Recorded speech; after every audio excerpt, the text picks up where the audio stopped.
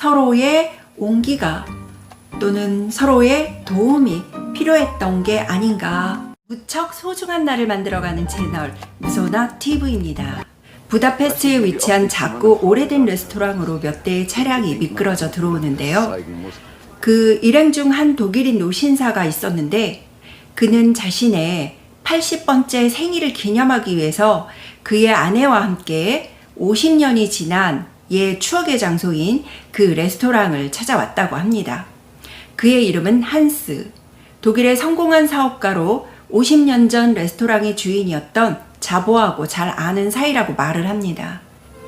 시간에 맞춰서 미리 준비된 비프롤이 서빙이 되고 한스는 자보 레스토랑에서 작곡되어졌다고 알려진 유명한 글루미 썬데이를 연주해달라고 신청합니다. 글루미 썬데이 연주를 들으며 좋아하던 비프롤을 먹으며 한스는 지나간 추억에 젖어드는데요. 한스가 피아노 위에 놓여진 아름다운 한 여인의 사진을 보면서 미소를 짓는 순간 갑자기 심장마비를 일으키고 사망을 합니다. 식당 주인은 저주받은 노래 때문이라며 한스의 죽음의 원인을 글루미 썬데이 때문이라고 외치는데요. 도대체 글루미 썬데이 곡에 어떤 사연이 있는 것일까요? 영상은 50년 전 과거로 돌아가 자보하고 자보의 아름다운 여인 일로나가 운영하는 레스토랑 씬으로 넘어갑니다. 자보는 레스토랑의 성장을 위해서 멋진 피아노를 장만하고 피아니스트를 구하기로 하고 면접을 봅니다. 면접에 늦었는데도 일로나의 배려로 운 좋게 피아니스트로 들어오게 된 사람이 바로 안드라스입니다. 안드라스하고 일로나는 첫눈에 묘한 감정을 느끼게 되는데요. 일로나의 생일날 자보는 멋진 머리핀을 선물하고 안드라스는 돈이 없으니까 일로나를 생각하면서 만들었다는 곡을 연주해 주는데 그 곡이 바로 글루미 썬데이입니다. 안드라스가 만들어준 글루미 썬데이 연주를 들은 일로나는 안드라스에게 더 깊이 빠져들게 되고 둘은 하룻밤을 지내게 됩니다. 안드라스하고 일로나는 자보에게 미안해하면서 둘의 관계에 대한 설명을 하려고 하는데 자보는 일로나를 완전히 포기하기보다는 차라리 반쪽만이라도 가지겠다고 이야기를 합니다. 이렇게 해서 세 사람의 정말 이해하기 어렵고 기묘한 사랑과 우정이 시작이 됩니다. 그리고 일로나를 사랑하는 또 한 명의 남자가 있었는데요. 일로나에게 반해서 매일 레스토랑에 와가지고 비프롤을 먹는 독일인 청년 한스입니다. 한스는 일로나에게 청혼까지 하는데요. 일로나에게 거절을 당하자 시련의 상처를 이기지 못해서 강물에 뛰어들고 그때 자보가 목숨을 구해주고 또 위로도 해줍니다. 한스는 자보의 은혜를 고마워하면서 독일로 돌아갔습니다. 그때만 해도 한스는 마음이 여리고 양심이 있는 그런 은혜를 아는 그런 사람처럼 보였습니다. 어느 날 우연히 방문한 레코드 회사의 중역들이 안드라스의 글루미 썬데이를 듣고 높게 평가하고 안드라스의 그 곡을 레코드 취입을 하게 됩니다. 그 후 안드라스의 곡은 전 유럽에 퍼지고 안드라스는 부도 명예도 얻게 되죠. 그런데 이상하게 글루미 썬데이의 아름다운 선율을 듣고 난 후 많은 사람들이 자꾸 자살을 합니다. 자책하는 안드라스를 찾아내서 자보하고 일로나는 위로를 해줍니다. 음악 때문에 죽는 것이 아니야. 죽는 사람에게 마지막으로 즐거움을 선사한 거야 라고.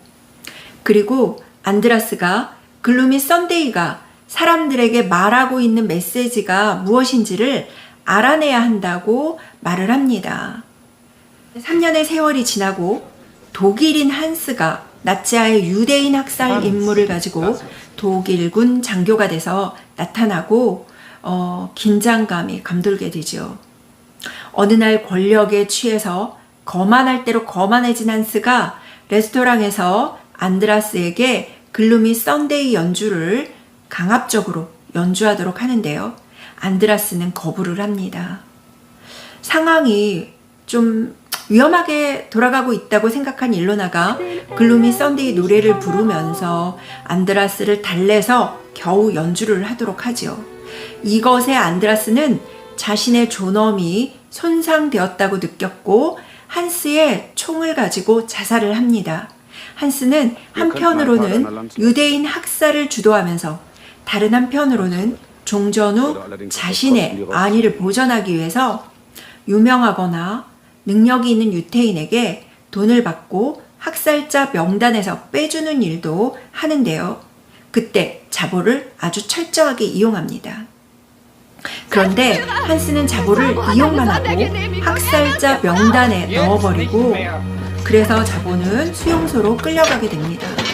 뿐만 아니라 한스는 비열하게도 자보를 구하고자 하는 일로나의 상황을 악용하며 자신의 성적 욕망을 채웁니다. 수십 년의 세월이 지나서 독일의 저명한 사업가로 성공을 했고 천여 명의 유태인을 구했다고 칭송을 받는 한스가 자보 레스토랑을 찾아왔고 심장마비로 목숨을 잃게 된 것입니다. 이 영화는 마지막 장면에 주방에서 글루미 썬데이를 흥얼거리는 한 노파에게 현재 이 레스토랑의 주인이 샴페인을 가지고 들어가 엄마 생일 축하해요 라는 장면을 보여주며 관객의 상상력을 자극하는데요. 노파가 뒷머리에 꽂고 있는 헤어핀은 자보가 샘물을 했던 그 헤어핀 같고 노파가 꽂고 있던 약병은 안드라스가 가지고 있던 그 심장을 멈추는 약병인 것 같습니다. 이 장면에서 레스토랑 주인이 누구의 아들일까? 의문을 가지게 됩니다. 한스의 아들일까? 아니면 자보의 아들일까? 그리고 주방에 있었던 빈 약병을 보면서 한스의 죽음은 타살일까? 자살일까?에 대해서도 의문을 가지게 됩니다. 글루미 썬데이는 아름다운 선율 그리고 탄탄한 그 전개 때문에 국내에서 2000년, 2003년, 2013년 이렇게 세 차례나 개봉 또 재개봉되었습니다. 이 영화는 독일이 헝가리를 침공해서 부다페스트를 점령하고 유대인 학살이 시도되던 때를 배경으로 합니다. 인간의 자유가 제한이 되고 또 생명과 존엄성이 위협받게 되면 사람들은 극심한 공포 그리고 두려움을 가지게 됩니다. 우울과 불안은 마치 전염병처럼 퍼지는 게 당연한 현상이겠죠. 글루미 썬데이 음악이 아주 아름답고 또 그슬픈 가락을 가지고 있는 것은 사실입니다. 그러나 이 영화에서 이야기하고자 하는 것은 음악 때문에 사람들이 죽었다는 것을 말하는 게 아닙니다. 인간의 존엄이 무너지는 상황에 사람들이 고통스러워하고 그 고통이 부여하는 어두운 상태를 견딜 수 없는 사람들이 스스로 죽음을 선택할 수밖에 없었던 어떤 시대적 비극 그리고 아픔을 이야기하고 싶었던 것 같습니다. 자보와 안드라스, 일로나 세 사람의 조합도 참 이해하기 어렵죠. 그러나 인간의 생명과 존엄이 위협받는 고통스러운 상황에서 독점적이고 배타적인 소유를 전제로 하는 남녀 간의 사랑을 넘어서 위험한 상황에서 생명을 유지하고 또 인간으로서 존엄을 지키기 위해 서로의 온기가 또는 서로의 도움이 필요했던 게 아닌가 생각해 봅니다. 영화에서 자보가 자신의 미래를 예감하고 혼자 남겨질 일로나에게 하는 말이 있습니다. 이 또한 지나가리라 라는 것을 믿으라고. 엄청난 고통을 극복하는 힘은 사랑, 언젠가 이 고통이 끝나리라는 희망이었던 것을 보여주었던 영화였습니다. 이상 아름다운 선율과 세 남녀의 사랑, 우정, 그리고 복수, 극한의 고통 속에서 희망을 이야기했던 영화 글루미 썬데이였습니다. 시청해주셔서 감사합니다. 구독과 좋아요, 알람 설정은 다음에 더 좋은 영상을 만드는데 아주 큰 힘이 됩니다. 감사합니다.